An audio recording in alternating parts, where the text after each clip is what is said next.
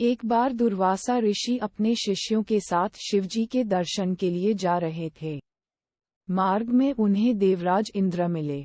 इंद्र ने दुर्वासा ऋषि और उनके शिष्यों को विनम्रतापूर्वक प्रणाम किया। तब दुर्वासा ने इंद्र को आशीर्वाद देकर भगवान विष्णु का पारिजात पुष्प प्रदान किया।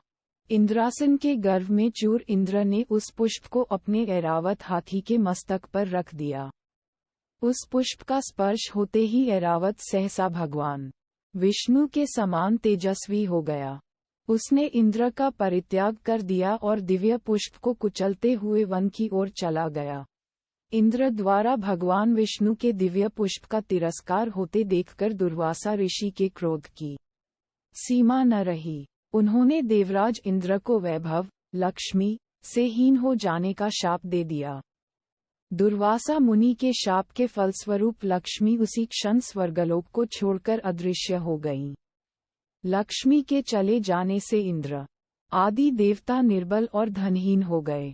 उनका वैभव लुप्त हो गया।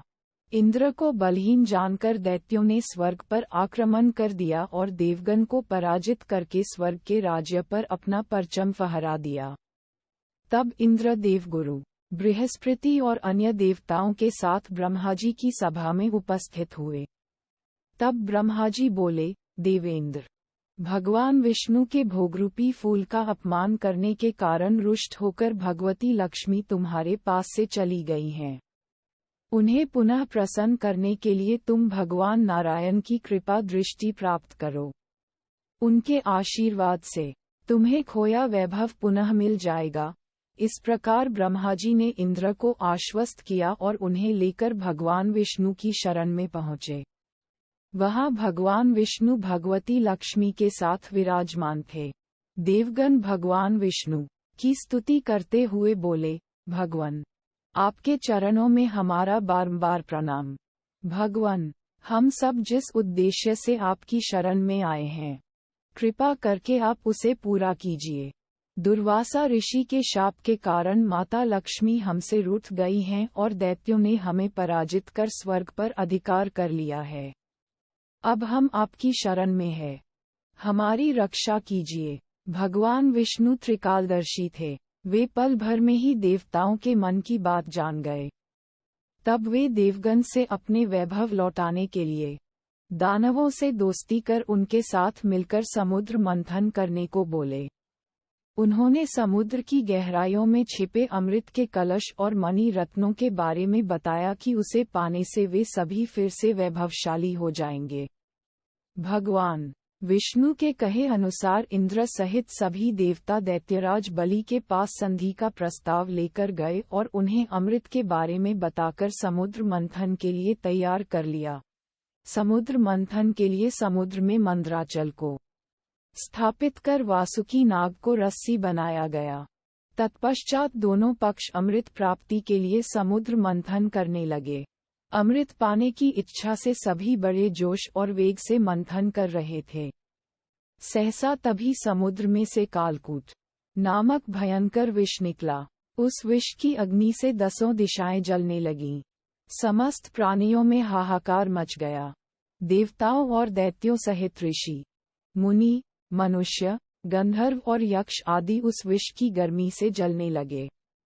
देवताओं की प्रार्थना पर भगवान शिव विषपान के लिए तैयार हो गए। उन्होंने भयंकर विष को हथेलियों में भरा और भगवान विष्णु का स्मरण कर उसे पी गए। भगवान विष्णु अपने भक्तों के संकट हर लेते हैं। उन्होंने उस विष को शिवजी के कंठ, गले में ही रोककर उसका प्रभाव समाप्त कर दिया। विष के कारण भगवान शिव का कंठ नीला पड़ गया और वे संसार में नीलिंकट के नाम से प्रसिद्ध हुए। जिस समय भगवान शिव विषपान कर रहे थे, उस समय विष की कुछ बूंदें नीचे गिर गईं, जिन्हें बिच्छू, सांप आदि जीवों और कुछ वनस्पतियों ने ग्रहण कर लिया। इसी विष के कारण वे विषैले हो गए। विष का प्रभाव समाप्त होने पर सभी देवगण भगवान शिव की जय जयकार करने लगे। हलाहल के बाद समुद्र से कामधेनु, गाय, प्रकट हुई। वह यज्ञ हवन आदि सामग्री उत्पन्न करने वाली थी। अतः उसे ऋषि मुनियों ने ग्रहण किया। उसके बाद उच्चय श्रवा नामक 7 मुखों वाला एक अश्व निकला। वह चंद्रमा के समान श्वेत वर्ण का था। उसकी सुंदरता से प्रभावित होकर उसे दैत्यराज बलि ने ग्रहण कर लिया। समुद्र से श्वेत वर्ण का ऐरावत निकला। उसे अपना वाहन बनाने के लिए इंद्र ने ग्रहण कर लिया। इसके बाद कौस्तुभ नामक मणि प्रकट हुई। उसे श्री विष्णु ने धारण किया। समुद्र मंथन से कल्पवृक्ष तथा अनेक सुंदर अप्सराएं भी प्रकट हुई। इनके बाद ऐश्वर्य और भोगों की देवी लक्ष्मी प्रकट हुई। वे भगवान विष्णु की नित्य शक्ति हैं। देवी लक्ष्मी समुद्र की पुत्री के रूप में उत्पन्न हुई थी। उन्होंने प्रकट होते ही भगवान विष्णु को वरमाला डालकर पति रूप में स्वीकार कर लिया। अंत में समुद्र से एक दिव्य पुरुष प्रकट हुए।